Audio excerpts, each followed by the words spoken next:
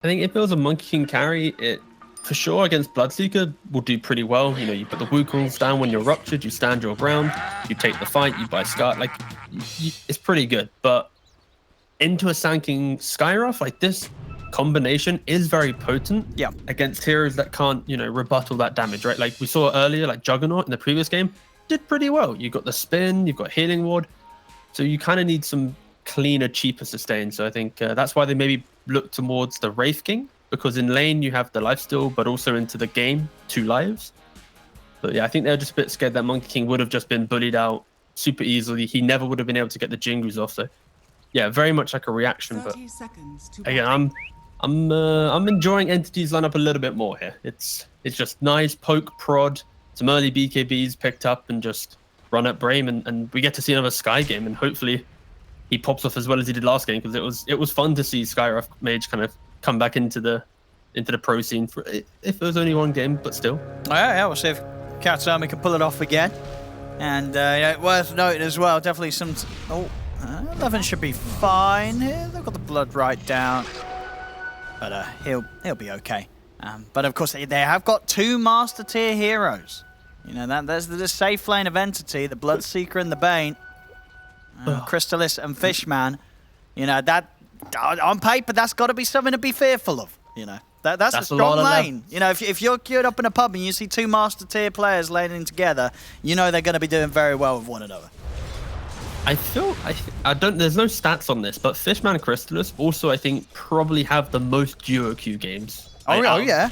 Probably Division 1. Like they. Oh, and then now I'm terrified. if they've got that much duo queue together, they're playing lanes all across the board together, and they're on the best heroes.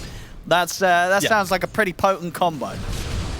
No, yeah, because between all the teams that they've bounced around, between Creep Wave and then these other kind of smaller teams or whatever, they've always been, you know, duo queuing during that time. You know, holding each other's hands, you know, singing Kumbaya, getting themselves to be in, you know, Div 1 status. So.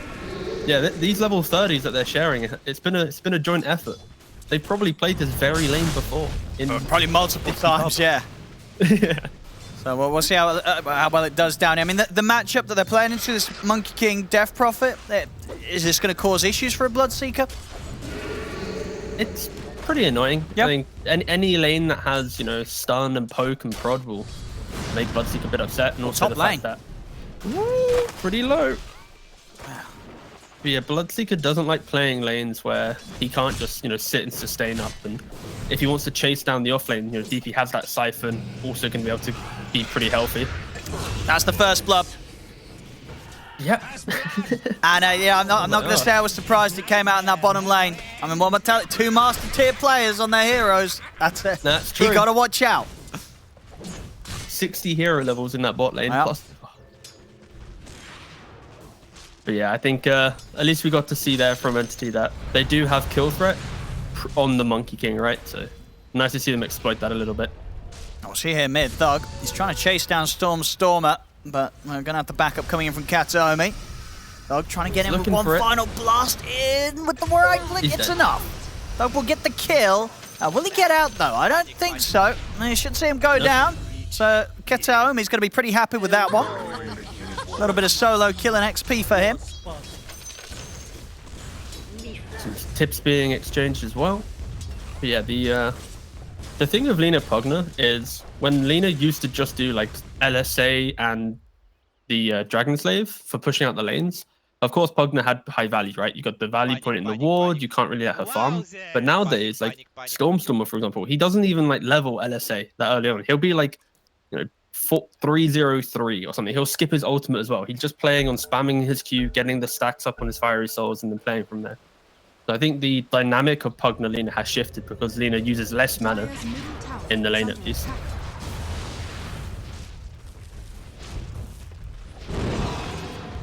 Back in action. See how this matchup continues. So long actually to do grab. Pugna is one of the most like infuriating heroes to play against. It's like the same as like OD banishing you. It's like, I just wanted that range creep, please. That's not a whole lot of fun. At bottom, CS at the moment for the 2 side lanes, it's going very well up top. Nubito, 17 and 9. very much enjoying the backup that Spartan's able to defensively provide him. As Spartan does walk into Kataomi here. He's got no shield for 2. He's got it in second. Oh, not able to get it off the time. Kataomi more than ready for him. As yeah, he had a great game last game. This time, he's having even more of a greater start. You know, this Skyraf's already picked up 2 kills in the first few minutes. Yeah, and the reason why Wraith King and Abra are having a decent time top is Sky had to come mid to help Alina, then returns top. So in those moments of absence, the Wraith King and Abra have kind of pulled ahead a little bit. So yeah, this Sky's popping off, having a good time. And overall, I think it's still net even. There's nothing too crazy happening that's really going to shift the balance of the game right now.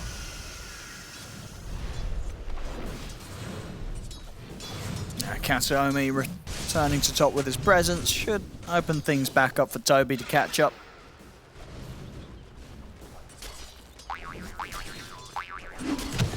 See, bottom lane, trying to mess with the pull here.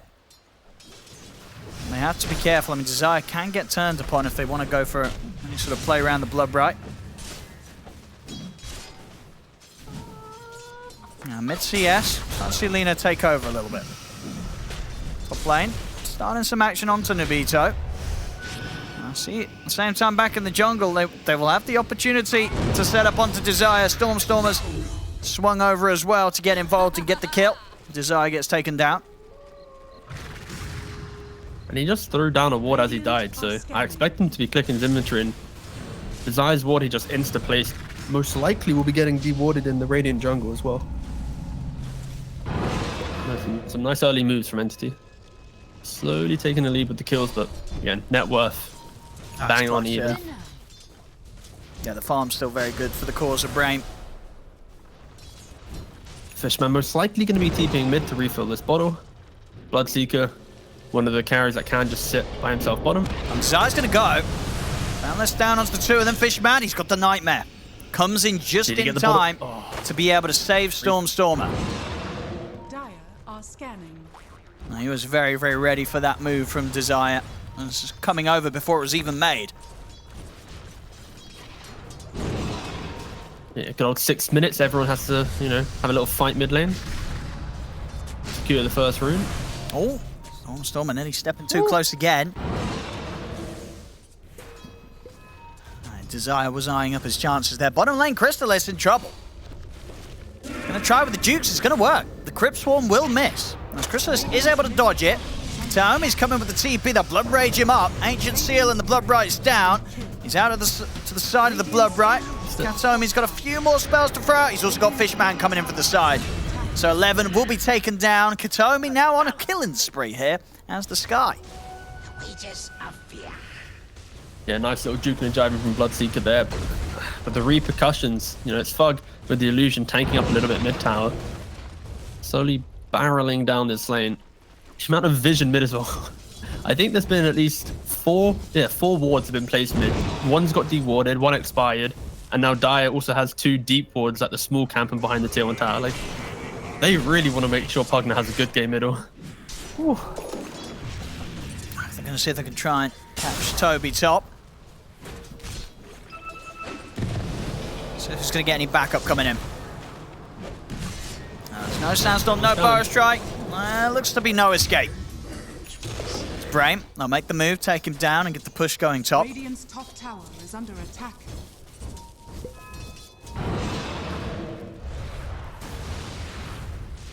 Most likely a smoke coming out from Entity. DP just hit level 6. Wraith King just got the kill top. So yeah, there it is. The real question is Brame going to be able to read this and be ready for bottom, or are they going to try and hit this tower as 2? They actually look like they're moving back on the minimap. Oh no, they're not. They're hovering around. Oh, Fishman not quite able to get the... So oh, he still will. But it's close to the tower with Spartan. There, yeah. It's a hard one to go on. Yeah, nice patience there from Brame. Like, that's the type of move where other teams, as soon as you hit the 6, the DP's popping up, calling for people to enter the fight as she's already hitting the tower. So, wait a little bit, wait to see where the supports are. Don't waste your spells. Now, again, it sounds trivial, but that's the thing that can make or break these kind of earlier portions of the games, especially if you're a DP. You kind of need to be forcing good rotations when you pop out ultimate. Mid. Let's see if they can burst Thug, but the Boundless from Desire comes out. Final burst from Kataomi. It's not enough with the infused raindrop. Raindrop. Fishman is going to still try and go for this. See if he can close in onto Thug. I think Thug's a little... Fishman. It's going to turn back around, but backup's here from Spartan. So Fishman, he's in trouble. Thug and Spartan turn and take him out. A little too ambitious there from the Bane. Mate, he committed though. That is... hats off. He didn't back down.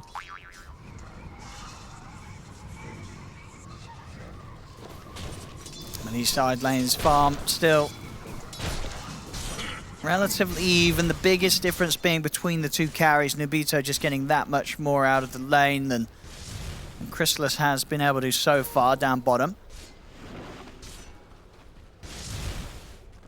Yeah, and it's simply the trade-off between Sky making all these moves, you know, even though he's, what is it, how many kills has he got? 3-0. It's not allowing him to fully pressure out this Wraith King in the top lane. See him go again on the mid. The shield's already been used. See if they've got enough burst. Doug's going to try and stand his ground with the life drain. It's going to work. Stormstormer's got to back off, especially with 11 coming in with the exorcism and ready to dive past the tower, take down Kataomi. Toby's TP'd over. And there's 4 members here on the side of Brame. The Rupture and the Bloodbright. Chrysalis also turning up the fight. They're able to blow up 11. Laguna Blade straight over towards Desire. 3 heroes dead on Brame. Entity, they'll respond, bring in the numbers, and they'll hold defense around their tower. You know, nice rotation from Entity there. That's the type of move where if you don't TP in, you will just lose the tower. They get, you know, 3 kills. Brame a little bit messy with that counterplay. I think, of course, you're in a choke point. Your DP's got ruptured. Abaddon as a hero, you need to be in melee range to get anything off. So, again, it was extremely awkward position to try and take a fight, especially with Bloodseeker there. But luckily for them, you know, Wraith King takes this top tier 1 tower for free, and mid tower most likely will fall with the catapult wave and 1 more blast from the Bugner.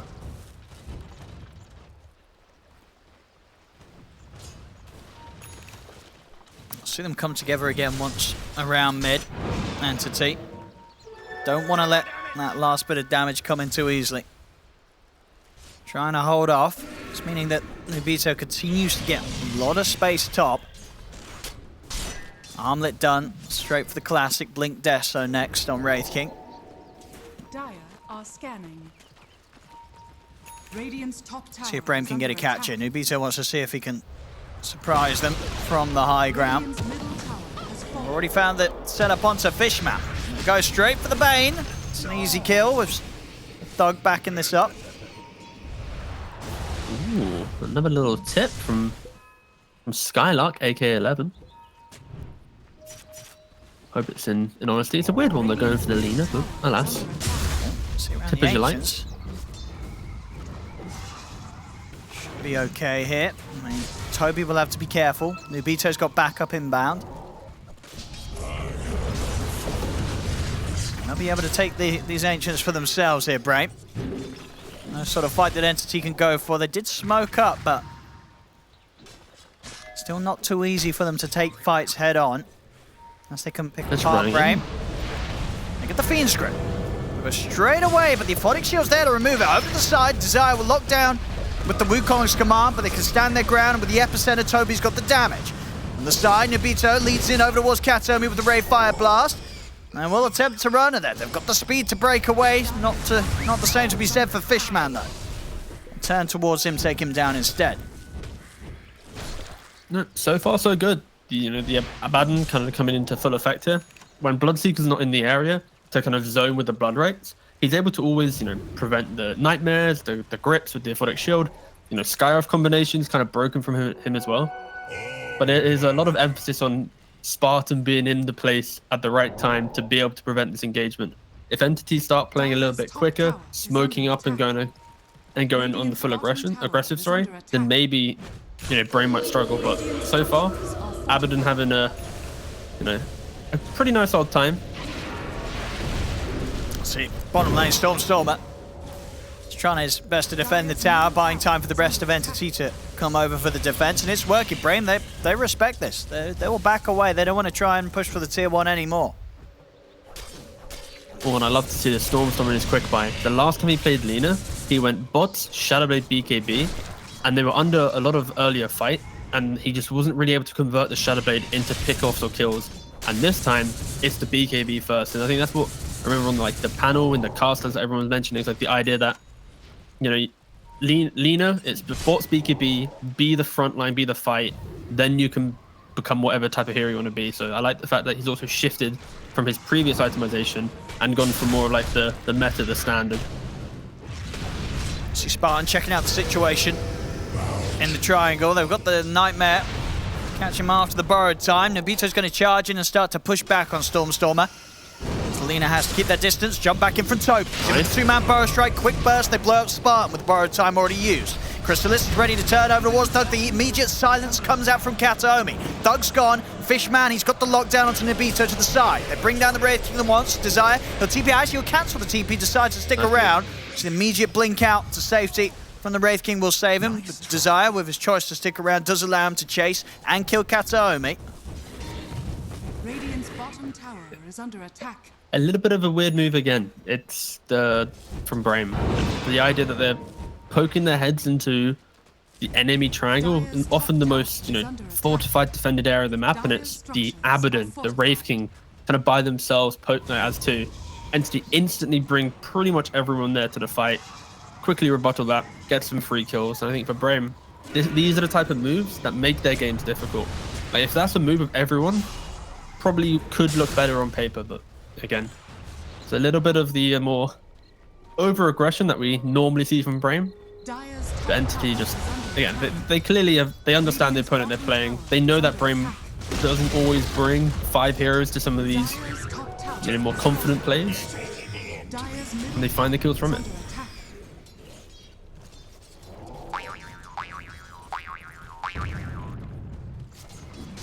Once the reincarnation's back up, I'm sure we'll see Nobito try and go for action again with the team. We saw already with the Blink Dagger, has that easy escape. Even if Entity do manage to take him down the once. As long as Spartan survives and isn't caught out mainly by the Burrow Strike combo of Toby, Nobito should be feeling pretty safe in the team fights.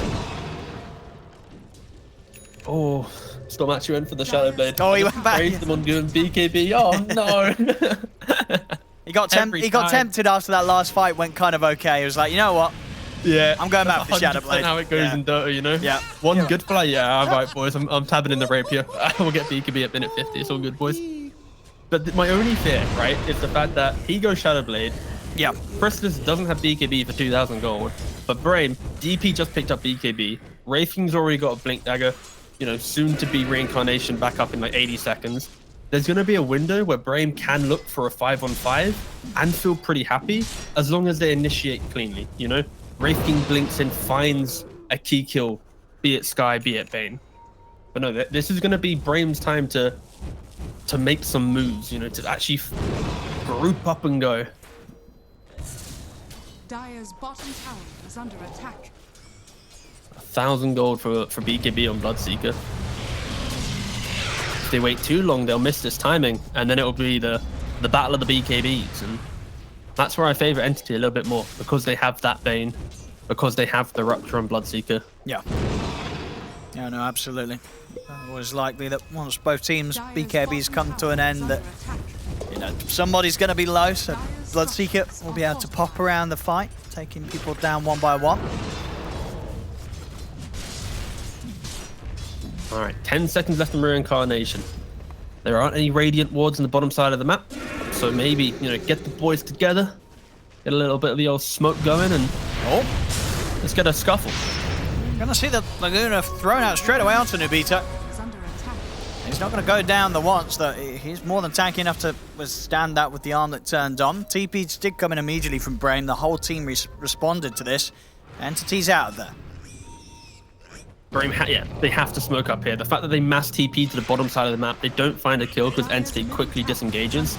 This is where it feels awkward. Brame now, you know, they're rushing to the triangle. They're hoping to find someone, but that sentry is actually going to reveal them. Oh, maybe Roche. Entity have a ward sentry now. They've got Exorcism. Yeah, they're going to pop Exorcism and go straight for the Roche here.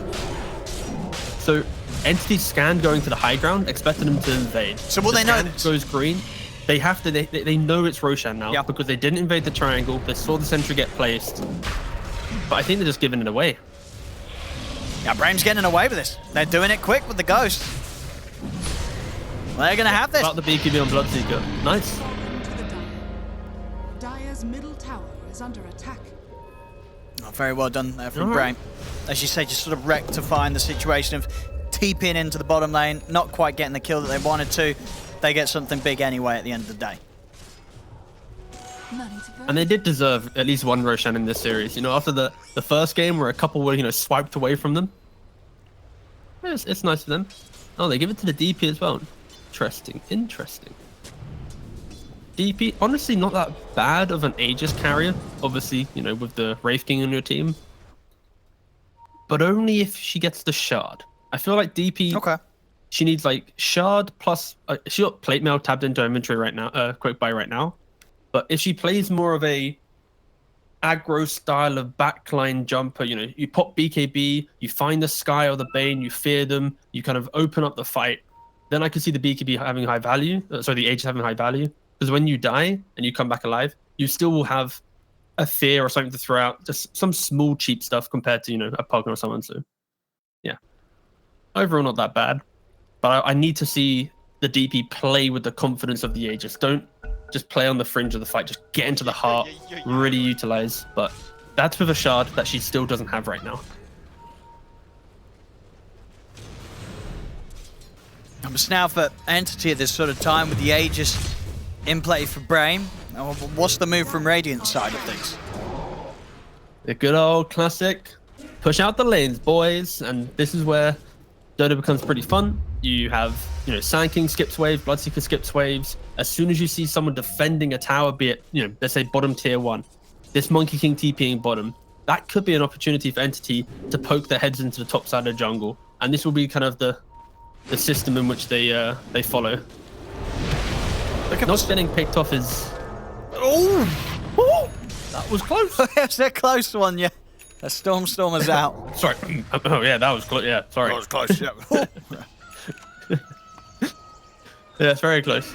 Beautiful. But no, what we saw there is pretty much what Entity will be doing here. It's going to be throwing bodies to the corners of the map, getting the lanes pushed out. If they see an opportunity where the wrong hero from Brame TPs in vision, then they might look to force an awkward 4v5. Even with the Aegis being up, they could look for it. But realistically, Storm needs the BKB.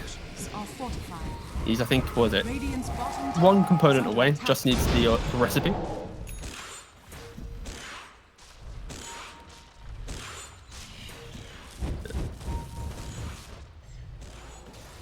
Now they're going to be able to get the chance to push the bottom lane. Brame up to the tier 2. And looks like Entity not interested in trying to defend this. Yeah, nah. Just skip it out, boys. Don't even play if you're Entity. This is the type of fight where you lose it here. DP ult with a Pugna, boom, you've lost yourself a Rax. Maybe even a little bit more so. They are being pretty cautious. But Brame has to be cautious too. This is the type of fight where... Well, here we go. I mean, they're going to try. Yeah, they're going to see what they can get from this. Because they're up to the high ground. Tier 3's gone. What's Entity going to do? As the range Rax is falling quick. Nubito's focusing down the melee. But they're going to be able to get it, Brame. Nothing that they were able to do to stop it in time. That's a full set of Rax taken out here at 21 minutes in. That was just a bit too easy of a Rax, wasn't it? That was just met with no sort of response at all, or at least not one that came soon enough. I mean, can you sort of see why Entity were as hesitant as they were there? Or do you feel that they maybe didn't believe in themselves as much as they could have? Like, did they actually have the resources to maybe do something? Well, they have the resources if there isn't an Aegis in play on the DP, right? It's like their heroes are very good at 100 to 0ing, but they're kind of bad at taking a secondary fight, right? It's the epicenter, the Skyroth combination, etc. So I think with this Aegis in play, they are being a lot more reserved. I'll see the mid, Toby. It's that reservation that Brame's, you know, exploiting right now. Trying to get the initiation here, but he'll pay for it. Brame, take him down. Nubito, he's really ready to start going for the next target. Running down Fishman. Some of the brain stat, but the damage comes in here from the Wraith King. Nubito hitting hard. Double kill for him with this Desolator done, getting those charges up. is under attack.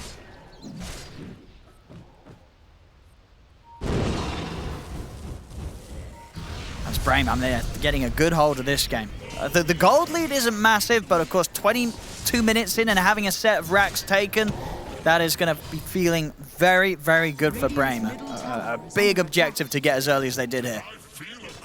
But also it's the confidence of Brame being able to find moments in their lineups to take leads, right? Like, you know, that game one, they had the same opportunities that they have in this game to group up, to take tab, to take that fight. They never really did it. So the fact that they're able to, you know, bring themselves together in game two now and make the same moves that they could have done in game one, it's, you know, testament to the team at least, because they are playing with much more confidence. They are, you know, punishing Entity. And we are yet to see Entity have a timing that aligns to be able to take a full-on fight.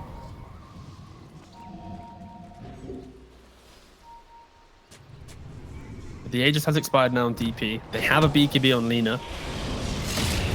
What desire? Caught by the Rupture. He's going to stand his ground, but he gets caught by the Blood Right.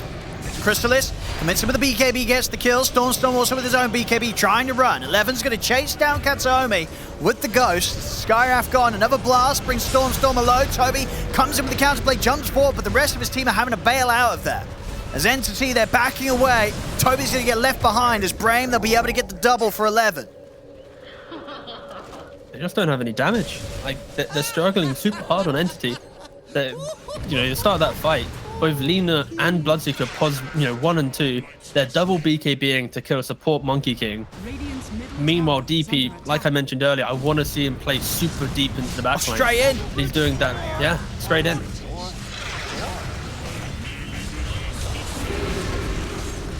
No, this is Honestly, much better game from Brame. Like, I mean, I was worried that they tenfold, yeah. Yeah. Like, their heroes are so annoying. Like, in the drafts, when you look at the two, it's like Entity looks like it's going to be more fun with the damage that they have, the early poke and prod that they can provide. But when that never comes online, Brame with items soon become very unkillable. You jump a Wraith King, he has 2 lives. You jump anyone else, Abaddon's behind. You know, Pugner as well. Like, you have to be super clean with your initiations and who you jump. And it's difficult because Brame has so many sources of, you know, heals and saves and just tanky heroes. I don't know. Their draft is coming into effect now, as they have survived the early portion of the game where Entity could have potentially, you know, got the ball rolling and closed down the map, but they were unable to. Because Brame, you know, they made the moves first. They played on their timings and they dictated the pace of the game.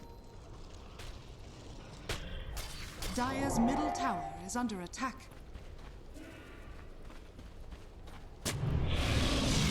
See what? I mean, for Entity now, is it, you know, can you just keep trying to hit them with the smokes, trying to catch Brame out solo?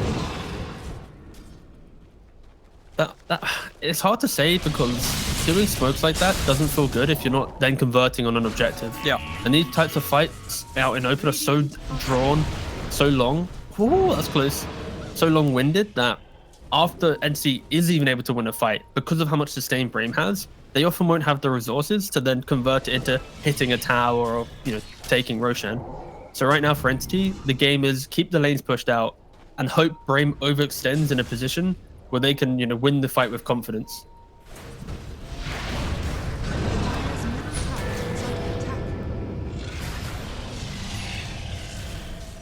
Full Miona done on Crystalis. So when he's in with the BKB, it's going to be hitting pretty hard and fast. Full AC is done on Nubito, so same to be said for him. But this Deso and AC, the crits are going to be big. You know, the saving grace here is the fact that Wraith King doesn't have BKB. Potentially Entity might be looked for. He blinks in, goes for that big stun, but he's caught by, you know, a grip or the Sanking Burrow Strike, and maybe Abaddon's too far away. Or maybe, let's say, the Sky jumps in at the same time, preventing the save of Abaddon. Wraith King then dies once, can't blink back out, dies twice. Like, there are ways for Entity to take these fights, but it needs to be under vision and under their control. They need to set the pace of the fight, and that's what they haven't been able to do this entire game, just because, you know, this Monkey King jumping around, constantly forcing things out. We're going to look for Desire, but he's able to jump off the trees quite safely, and it's Fishman that dies. Maybe even looking to set up for more. They've got eyes on Toby in the trees. Toby's able to Burrow Strike out in time. They're still having to back away here, Entity. Brame's coming in back in with the push. And Entity, they don't have a defense to form outside of the base, it seems. You know, Brame being disciplined again. They know that there's vision earlier because Spartan got Nightmare, so he deals that. Roshan will be respawning in a minute 10. Take the top tier 2, step back, and if you look at the minimap right now, the vision is pretty much, you know, all Brame. The 2 wards on Entity, if we switch to Entity vision, isn't very good for fighting at Roshan. It's very defensive, super far back. So yeah, Brame, they're just going to take it chill, wait for the Roshan to respawn, take that, and with the double Aegis, I have big fears of how Entity can take a fight.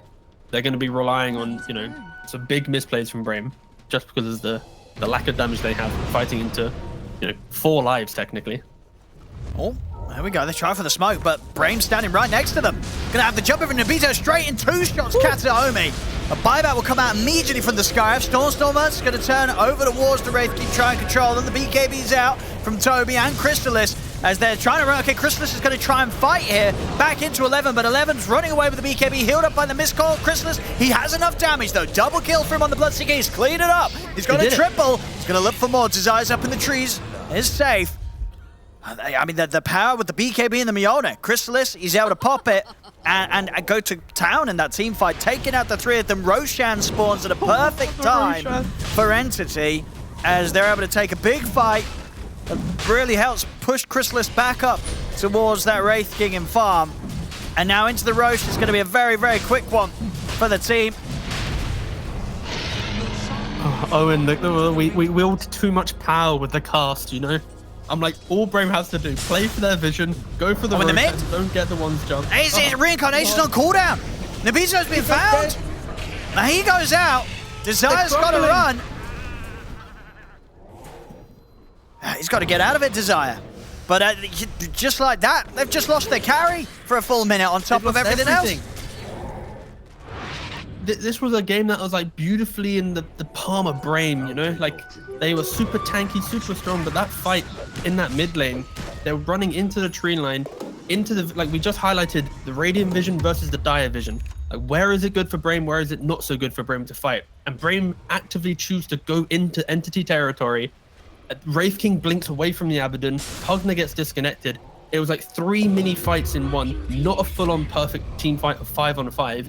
And that's exactly what Entity needed to be able to win when they were behind, when they lacked the damage in the bigger, you know, full-on fights that we expect at the 30-minute mark. So Brame, with the misplay, Entity in the position to instantly capitalize on it, and they just get the Aegis. I honestly didn't expect this. Brame were playing super nice in this game. It was, you know, methodical. They were resetting after every quick pickoff. They weren't being too over the top. But that one time it happens, boom, everything disappears.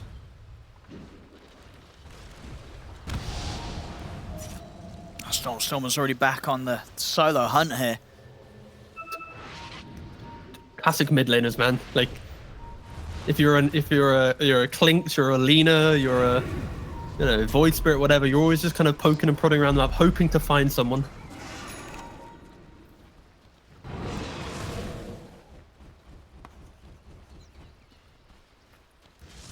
Brame's definitely going to be much more careful about how they go choosing their next fight.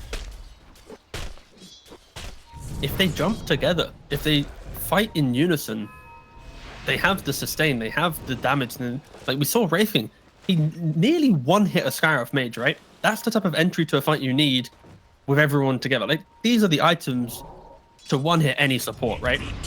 So like they have the tools. It's not as if we're talking about any big disparity in net worth and items and damage. Brame they tick all the boxes. It's just about where they choose to fight. Haste.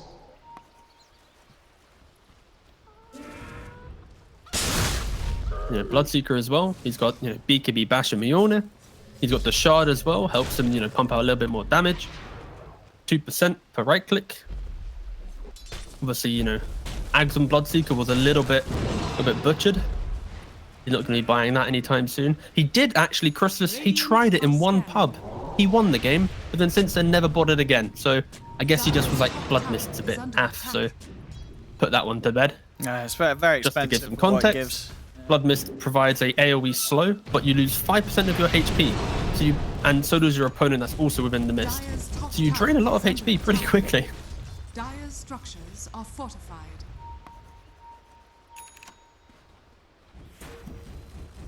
Entity. Dire's top tower. Gonna look to push. They'll get the tower. 11's gonna jump in and look to fight here with the Ghost and the BKB. Crystallis is already on top of Nubito. Nubito's going to get taken down the first time very, very quickly. CMB get back up for round 2, but Crystallis, he's got his BKB good to go in with the bash. Nubito's struggling to stand his ground against him. As Nubito's falling low, Crystallis is able to take him out. Another kill for the Bloodseeker. He's ready to move over towards the Abaddon. Double kill. He's going to try for more, but the Ghost are still up, and with his BKB gone, Crystallis has got to be careful. I say he's going to start punching back in. Contagious. He's ready for round 2. 11 off to the side. He's trying to find Kataomi. Extra buyback coming out from Stormer.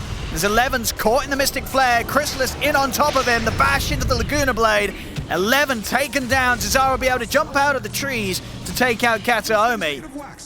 But again, another fight where it's just not quite working out for Brame.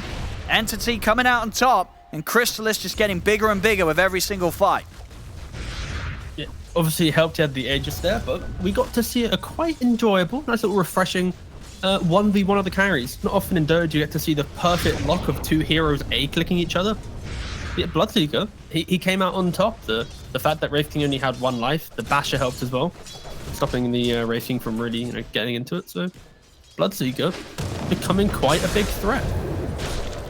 See top lane Toby with his E-Blade, now doing a lot of damage.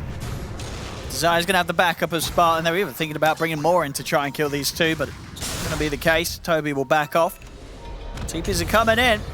He's got his BKB. He'll have Blink in a second. He should be fine. Into the trees he goes. Out with the TP. He'll make it away. That was still kind of close. Ah, nice. We got a replay. Yes. Let's look at this damage. It was a lot of damage. It was a big one. So here, now they lock into this perfect duel. You know, the king versus whatever Bloodseeker is. Oh, wait. There it is. Wait, if we move to the right a little bit. There we go. Take them. That's a lot of damage. 7k damage done. Let's try to fight back in action. We're getting another team fight going. The jump's there over towards the Brame, but Toby's in with the counterplay. Comes in with the 2-man burrow strike. Crystallis is ready to go over the BKB. He's going to go for 11 first. Down on top of the Death Prophet. The Death Prophet's down. Now over towards the Wraith King. The Ancient Steel comes out to stop any sort of stun. That's him down once. He'll be back for round 2. The grips coming there from Fishman. Controls the Pugna. 3 dead on Brame. None of them with buyback available either. They're going to be able to clean up Spartan as well. Entity. As these fights, this game is just falling out of Brame's hands very, very quickly. And to a point and at a speed, momentum that I don't know if they're going to be able to regain any control of this one. Entity's just taking over. Yeah, it's fully slipped out of the way, you know. We're watching the highlight of Bloodseeker top and how he's able to lock onto the Wraith King, and then we jump straight back into another fight. The same thing. This Bloodseeker, he feels uncontested. The early game advantage of having Abaddon in the fight, these saves, is great. But at this point in the game, it's kind of brushed off. Crystallis, he's able to just instantly beeline it. They don't have buybacks. This legit just could be the end of the game. I think it is, unless... Like, Monkey Abba can't defend this. They're dead for 20 to 30 seconds. This should be it. Here in the second game, we'll see them try and pull some sort of defense together. Spartan's in. He's got the borrowed time, but he hasn't got much more. They're just looking to ignore the heroes, close the game up. BKB from Crystallis as he's ready to seal the deal here in game 2. And there we have it. GG's call.